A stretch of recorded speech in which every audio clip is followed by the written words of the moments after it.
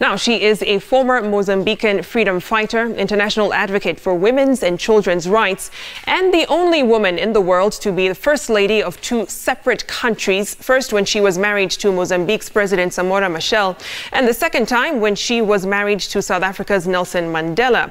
Dr. Graca Machel has also founded various organizations that work to ensure the rights of families and communities across Africa, including the Graça Machel Trust.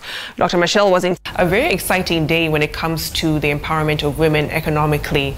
But however, on the continent, we've seen as much as women-owned businesses are growing, they're not attracting enough investment in terms of scaling their businesses. Why do you feel that's the case? I don't think the problem is the women. The systems are the ones which have not changed enough to meet the needs and even the developments of which women have achieved. Yeah, let's talk about a new terminology when it comes to financing, gender lens investing. Exactly. And how that's changing the landscape, the business landscape, especially for women. It's no longer about supporting women, it's to invest in their business. So I think the world is responding to the demands by women themselves because of the transformation they have been engaged in. And are we doing enough? Not yet.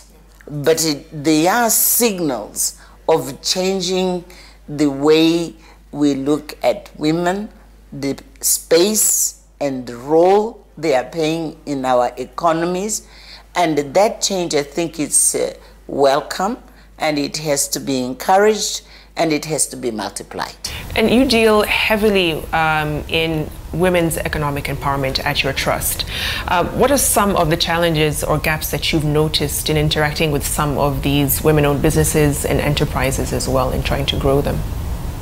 One of them is exactly access to finance, and it's not by chance that the Graça Machel Trust, one of the first networks we established is exactly New Faces, New Voices, which is the network which is dealing with financial inclusion in different levels. From, the village where we are working to make sure that women they open a bank account, those who do not have yet a bank account, from those who are in the informal sector, who are not yet have moved from the very small business then to do a small business, but which has been formalized to be part of the formal economy.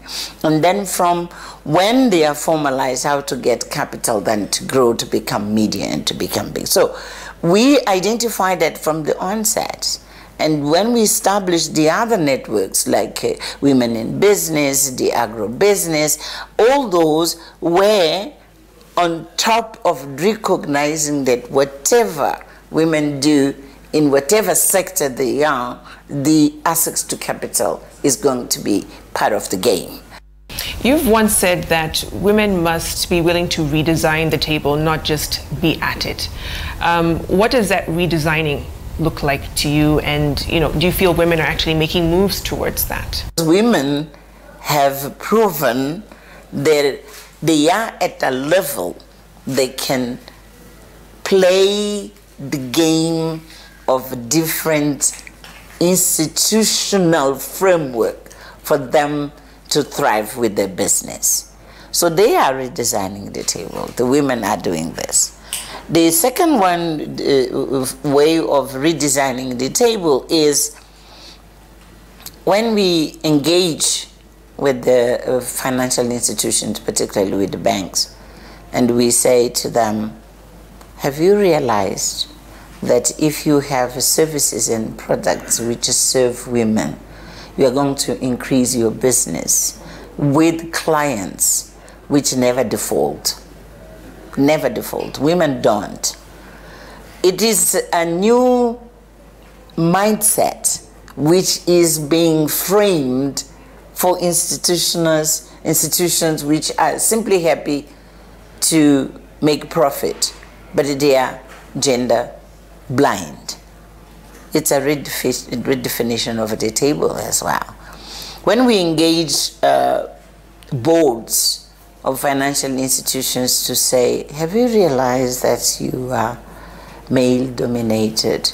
And if you bring the knowledge and expertise of women, your bank or your insurance company, whatever it is, it's going to perform even better.